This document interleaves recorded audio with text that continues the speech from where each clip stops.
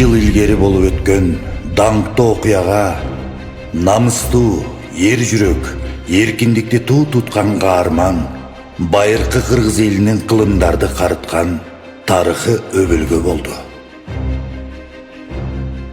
Миңдеген жылдар бою ыр күүлөр, айтыштар, уламыштар, эпикалык чыгармалар муундан муунга сакталып келди. Ооз эки жаралып айтылган чыгармалар кыргыздардын жеңиштери менен жеңилүүлөрүн, кандуу кармаштары менен бейкут турмушун, майрамдар менен күнүмдүк тиричилигин, кубанычтары менен кайгы капасын, үмүтү менен ишенимин баяндайт. Байыркы ата-бабаларыбыз жаратылыш менен таттуу мамиледе, анын мыйзамдарына баш ийип өмүр сүрүшкөн. Асман, жер, жылдыздар, тоолор жана дарыялар өлбөс күүлөргө кулак төшөгөн. Комуз кылдарын терип көрчү. Анда кыргыз руху кантип үн салганын, кандай окуялар менен тагдырларга күбө болгонун айтып берет. Манастын даңазалуу ээлдиги менен элине чексиз кызмат кылганын аяндайт. Элдин басып өткөн тарыхын угуп, аны билип, эсиңде сактап жүр. Черт комузду. Бул комуздан сен бабалардын баянын түшүнөсүң. Тарыхта эмне катылганын, анда кандай окуялар жатканына үңүлөсүң.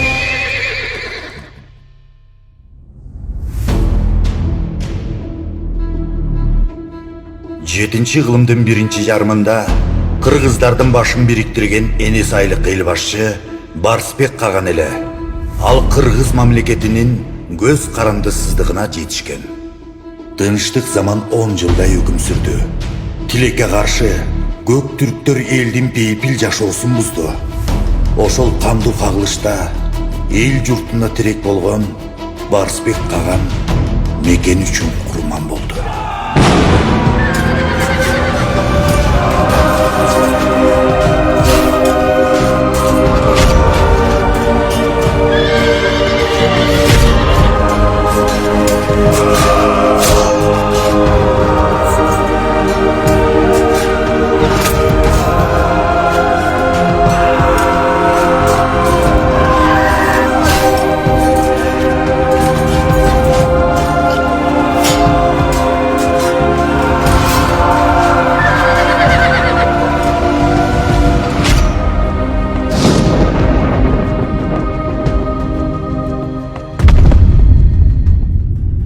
Дүйнө өзгөрдү. Саясий абалда. Тышкы душмандардан коркунуч жаралды. Мындай шартта кыргыз уруулары биригүүгө мажбур эле. Эл жол башчы кылып Ажоону тандады. Ажоо акылман, тайманбас, коңшу элдер менен мамиле түзүүнүн жолун тапкан инсан болчу. Анын жетекчилиги астында кыргыздар 840-жылы уйгур каганатын талкалашкан. Ажоонун аркасында кыргыз каганаты толук калыптанып, мамлекеттүүлүк чыңдалган. 80 жыл аралыгында кыргыз каганаты Борбордук Азиядагы негизги күчкө айланган. Жылдар жылып, замандар алмашты.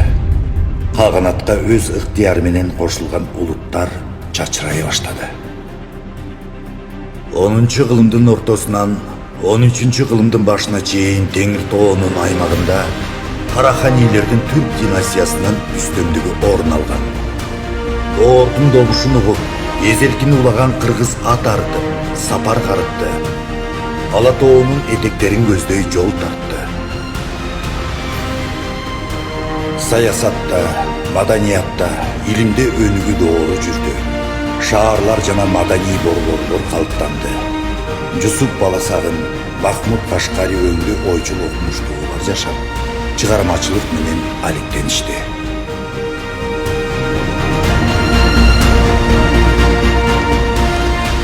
Комуз кайрыктары эзелкинин муңун кайрыды, арманын төктү, мүдөсүн айтты, ыйык тилегине жар салды.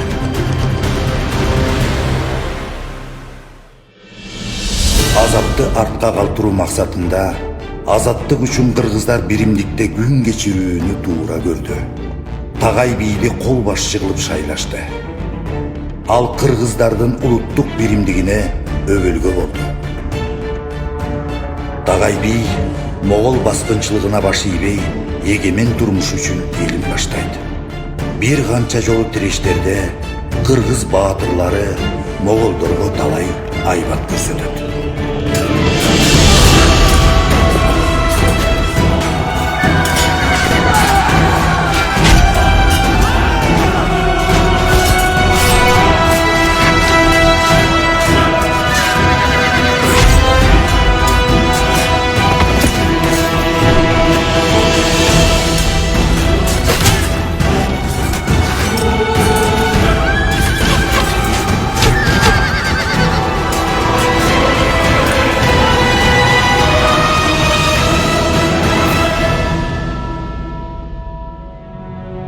Кокон хандыгынын баскынчылык саясатынан элибиз запкы тартты. Ордонун катаал мамилесине, зулумдук менен жүргүзгөн саясатына майышты.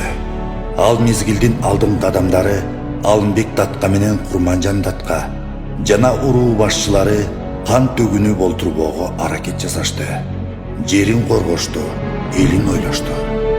19-кылымдын орто ченинде Кокон хандыгына кор болгон кыргыздарга ыңгайлуу учур жаралды. Калың кыргыз чогулуп, курултай өткөздү. Анда бир чечимге келишип, Ормон Ниязбек уулу хан шайланып, негизги мамлекеттик символдары кыргыздын туусу, мөөрү, бийлик түзүмү иштелип чыкты. Ормон хан башында турган Борбордук Кыргыз хандыгы кыргыз урууларынын беделин көтөрдү. Эл биримдиктин жана борбордук бийликке баш ийүүнүн артыкчылыгын түшүнүп, өз ара кокту колотто чабышып чачылбастан ынтымакта күн кечирүү туура экенине көзү жетти. Мезгилдер узады, күндөр айга, айлар жылга, ажылдар кылымга оошду. Комуз күйүүсү кыргыз көчүнөн баян салды. 1867 жылы Орус империясына бардык аймактар кошулду. Падышалык башкаруудагы элдин тиричилиги башка нукка түштү. 1916 жылдын трагедиялуу окуялары кыргыз элинин тарыхындагы өзгөчө барак. Биз кимбиз? Ким мененбиз? Кайда баратабыз? Көздө муң, көкүрөктө арман, жүрөктө кайгы.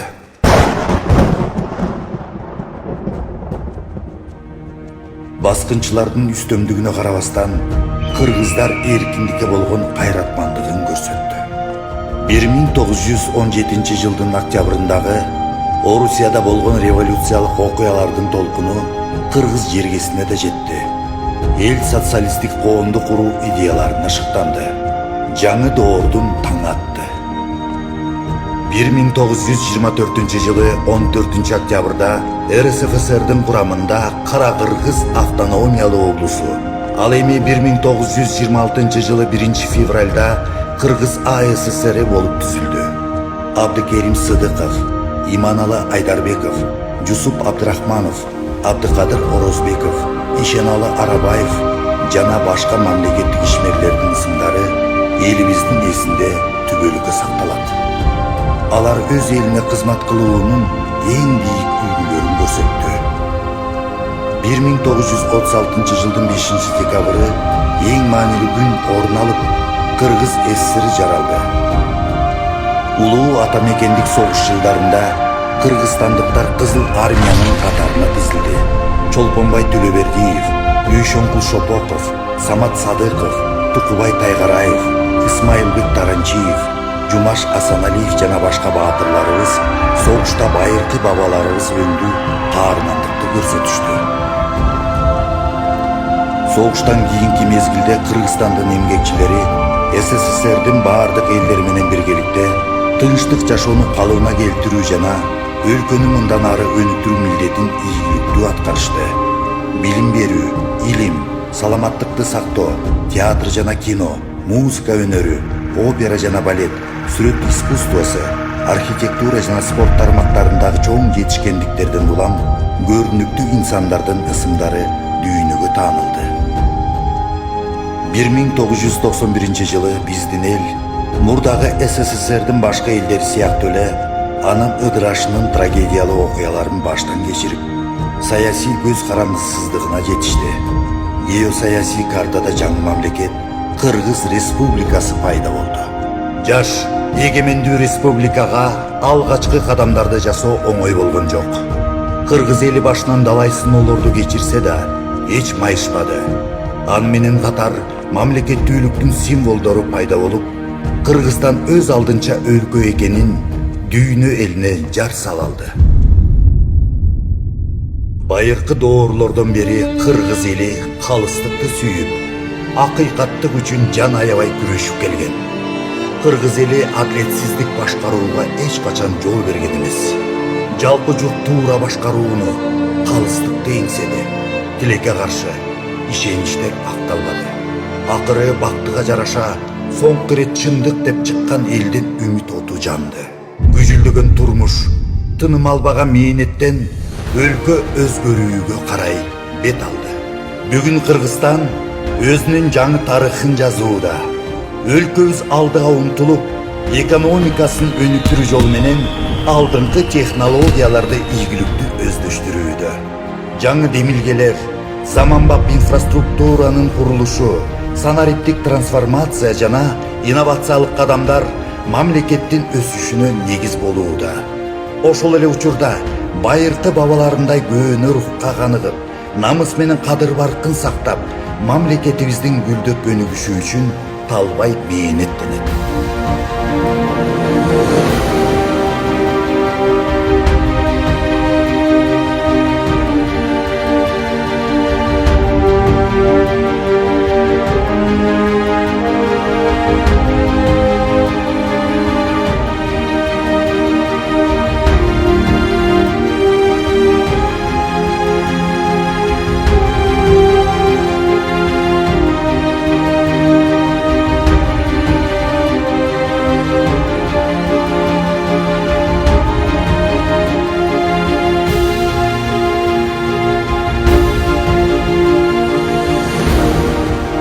Комуз күйүсүнөн байыркы мезгилден бери карай элибиздин башынан өткөргөн түркүн окуялары менен нарт насилин, каада салтын, мекен үчүн намыска бек жаралган уул кыздардын эрдиктерин, эмгектерин угалса, эми комуздун добушу жаңы жашоо, жаңы жетишкендиктерди жар салат.